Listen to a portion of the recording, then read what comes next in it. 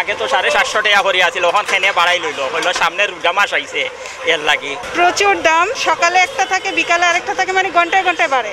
আজকে 1 টাকা হইলে কালকে 1.5 টাকা 2 টাকা এরকম রেগুলারই বাড়তেছে। সবার তো ধারণা কমতো, কিন্তু কমে না তো কখনো। শবে বরাতের আগেই বেসামাল নিত্যপণ্যের বাজার। রমজানকে সামনে রেখে বেড়েছে মাংস, মাছ, সবজি সহ সব ধরনের নিত্যপণ্যের দাম।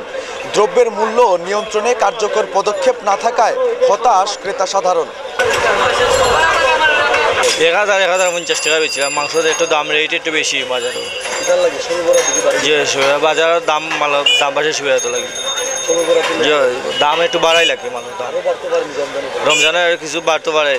আমি বললাম আগে তো 750 টাকা করে আছিল, ওখান থেকে বাড়াই লইল, হইলো সামনে রোজা মাস আইছে এর লাগি। আজকে যে মাংস মনোহরকা 770 টাকা করি আর কি, আগামীতে মনোহরকা তারা হয়তো 800 টাকা করে বিক্রি হইব। যে চাহিদা হইল গিয়া শবে বেড়াত, যার কারণে মনোহরকা মাংস, মুরগ এবং গরুর মাংস, খাসির মাংস প্রচুরভাবে চলে আর কি। গত সপ্তাহে আসলে 200, 195, ও 2 দিন 3 দিনে বাড়ি গেছে 15 টাকা 20 টাকা কেজিতে। দাম বাড়ছে সবে বেড়াতর লাগি, আর আমদামি কম, চাহিদা বেশি। রমজানে আর দাম অবশ্য বাড়বে, 10 টাকা 15 টাকা কেজিতে দাম বাড়বে। 45 টাকার কুয়েল বাকি এখন বর্তমানে চলে 60 টাকা।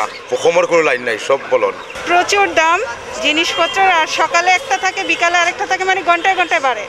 কোনো জিনিসের দাম কম নাই, কিছুই তো হইতেছে না, সব জিনিসের দাম বেশি, কোনো লাভ হচ্ছে না। তো মধ্যবিত্তের ক্রয় ক্ষমতার ভিতরে আছে নাই, উচ্চবিত্তর ভিতরেও নাই, এখন এত বাজে অবস্থা। চড়া দামে বিক্রি হচ্ছে সব কিছু, আমাদের খুবই কষ্ট হচ্ছে। নতুন মধ্যবিত্ত পরিবারের খুবই কষ্ট হচ্ছে আমাদের। আপনারা চান কিনা যে দামটা কমুক? হ্যাঁ, আমরা চাই দামটা কমুক, দামটা নিয়ন্ত্রণে আসুক, তাহলে আমাদের জন্য সুবিধা হয়। চাকরিজীবীদের জন্য তো বেশি কষ্টকর হয়ে যাচ্ছে, প্রতি মাসে আমাদের খুব কষ্ট হয়। আজকে 1 টাকা হইলে কালকে 1.5 টাকা 2 টাকা এরকম রেগুলারই বাড়তেছে। আপনারা চান কিনা বাজার মনিটরিং হোক, দামগুলো নিয়ন্ত্রণে থাকে? ওটা আমাদের চাওয়ার উপরে তো বিশেষ নির্ভর করে না, এটা সরকারের উপর, সরকারের চাওয়ার উপর নির্ভর করে। আমাদের চাইলে, জনগণ চাইলে যদি হয়ে যাইতো তাইলে তো অনেক কিছু হয়ে যেত। যাই হোক, এটা সরকারের উপরে, সরকার যা চায় তাই হবে। আজকে তো কিছু অন্যান্য দিন থেকে একটু বাড়ছে, কারণ আজকে শবে বরাত, এই জন্য নিয়ম থেকে একটু বেশি প্রত্যেকে বিক্রি করতেছে। যে কোনো দ্রব্যমূল্যের দাম একটু বেশি আজকে, কারণ এখনই যে অবস্থা আসলে মধ্যবিত্তের নাগালের বাইরে, যেটা বাস্তব। এইটা বাজার মনিটরিং হোক, একটা পর্যায়ে সব কিছু আসুক, এরপরে জনগণ যাতে উপকৃত হয়, এটা প্রত্যেক জনগণের প্রত্যাশা। সবার তো ধারণা কমতো, কিন্তু কমে না তো কখনো।